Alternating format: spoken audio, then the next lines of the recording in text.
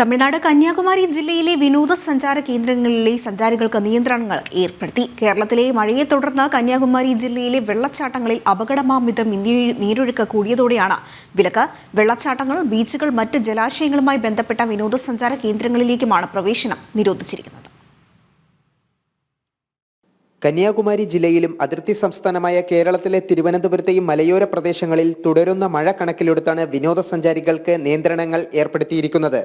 തൃപ്പരപ്പ് വെള്ളച്ചാട്ടം, Pechiparai dam, പെരുഞ്ചാണി dam എന്നിവിടങ്ങളിലാണ് വിനോദസഞ്ചാരികൾക്ക് ഇന്നത്തേക്കും വിലക്കേർപ്പെടുത്തിയിരിക്കുന്നത്. തമിഴ്നാട്ടിലെ കോളേജുകൾക്ക് വേനലവധിയായതിനെ തുടർന്ന് കഴിഞ്ഞ ദിവസങ്ങളിലായി വിനോദസഞ്ചാരികൾ ധാരാളം എത്തുന്നുണ്ടായിരുന്നു.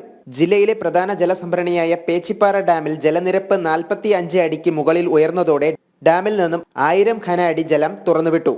ഇതോടെയാണ് തൃപ്പരപ്പ് അരുവിയിലും വെള്ളച്ചാട്ടത്തിലും നീരൊഴുക്ക് ക്രമാതീതമായി വർദ്ധിച്ചത്.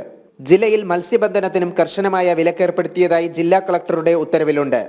ജനം, തിരുവനന്തപുരം.